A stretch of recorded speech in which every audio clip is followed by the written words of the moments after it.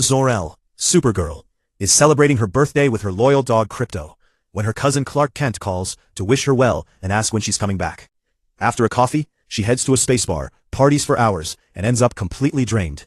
She needs yellow sun radiation to recharge, so she and Krypto fly out into space to soak it in, pretty much her only real companion these days.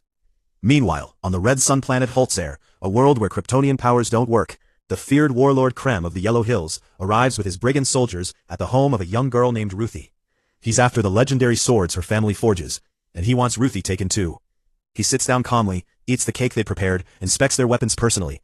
Then, without warning, he kills Ruthie's brother on the spot, followed by both her parents, leaving her completely alone to bury her family and swear revenge on the man who did it. Kara, unaware of any of this, is resting on Holtzair with Krypto, watching the local celebration and wondering aloud if this place could finally be home for the two of them, despite the red sun stripping her powers. That's when Ruthie shows up at the same gathering, announcing to everyone that she's hunting Krem and needs a tracker to find him before he disappears. As a reward, she offers a sword forged by her own father, instantly recognized for its quality since her family was famous across the galaxy for their craftsmanship. Most people just laugh at a kid chasing a monster like that. Then a creature steals the sword in the chaos. Kara chases it down, but without her powers under the red sun, she gets thrown around repeatedly. Ruthie jumps in, Krypto sinks his teeth into the thief, and together the three of them finally bring it down and recover the sword. Kara returns it to Ruthie and turns in for the night. The next morning she wakes up beside Krypto and pulls a stray tooth out of her own leg, without much concern. Clark calls again, worried, warning her that drifting planet to planet means she'll never find a place she truly belongs. Kara snaps back that she doesn't have anyone left, no real home to go to. Before Clark can respond, there's a knock at the door. It's Ruthie, asking for help against Krem. Kara shuts it down immediately. That's when everything goes wrong. Krem and his brigands storm the ship and seize control. Krypto tries to fight back and gets shot with a strange capsule. He drops to the floor instantly, completely paralyzed. Kara and Ruthie barely escape.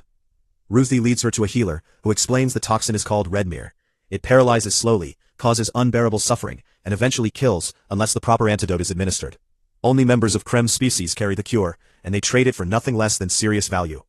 Krypto has 3 moons left, 3 days. Ruthie wants to come along for the hunt. Kara orders her to stay behind, while she goes after the antidote herself. The story pauses to show how Kara and Krypto first found each other, and why he's become the single most important constant in her life, across every world she's drifted through since. Sometime later, Kara waits at an interstellar transport station. When the massive space bus arrives, she boards alongside dozens of creatures from across the galaxy, and finds Ruthie has secretly come along too. On the ride, Ruthie gets into a heated dispute with an alien over backpack placement, which Kara explains counts as a serious cultural insult to that species. Then something far worse happens. The bus is hit by a red energy beam. Technorganic pirates intercept the transport, stripping passengers of everything valuable and torturing anyone who resists. When they demand Kara's watch and Ruthie's sword, Kara calmly offers a trade instead, having already lifted something off the pirates without them noticing. Then she teleports straight into them, kicking off a brutal fight on the bus. Afterwards she asks the pilot for the nearest yellow sun, too far for the ship to reach, so she suits up to go it alone. A pirate accidentally opens the airlock mid-prep, launching her into open space before she's finished gearing up. She still manages to reach the sun's radiation just in time, and her powers come roaring back. Fully recharged, Kara flies back to the bus and throws every pirate off it. They try to chase her down, but she steals their engine and leaves them stranded in space.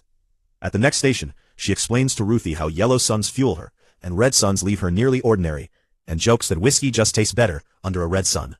Refocusing on the mission, she interrogates the captured pirates, until one warns her that Krem has monstrous strength and tears apart anyone in his way.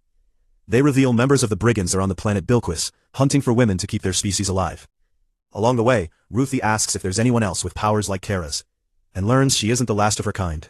Her cousin shares the exact same abilities. On Bilquis, they walk into a tavern crawling with mercenaries and criminals, where Ruthie is treated like property. Kara gambles her in a fight for information. Win, and they learn where the brigands are. Lose, and they're both left at the room's mercy. She takes down her first opponent easily, then a tougher one, breaking his hand in the process. The whole bar turns hostile, dozens of fighters closing in. What follows is a full-scale brawl. Kara cutting through the room, while the music keeps playing, bottles flying, fighters dropping everywhere. When the dust settles, 2 strangers named Harpoon and Bomar approach, claiming to know about the brigands.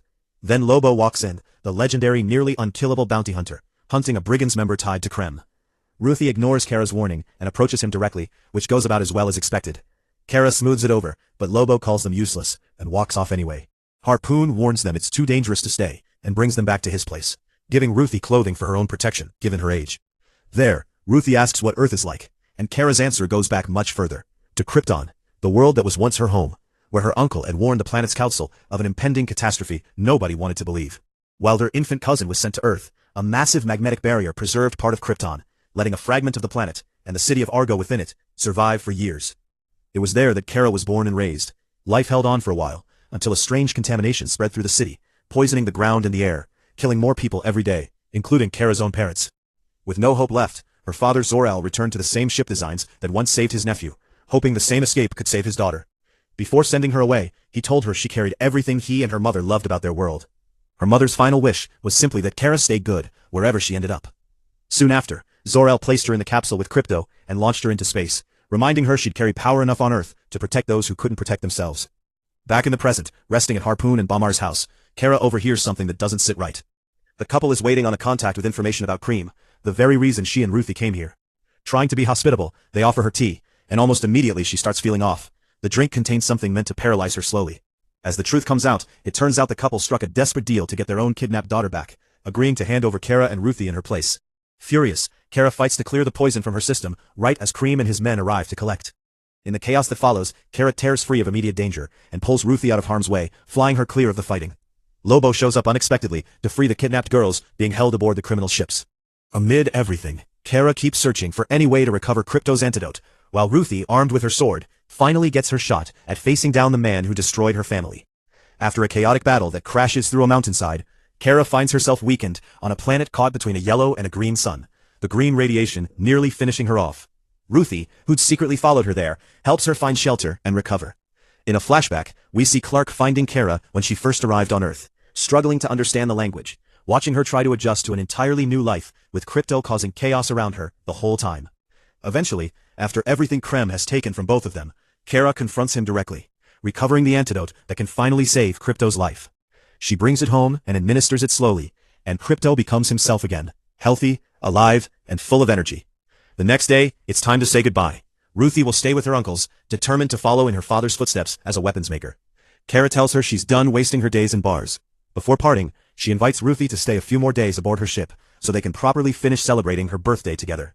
When those days are up, Kara finally returns to Earth with Krypto by her side, reuniting with Clark, who reminds her he's always needed her around, more than she's been there.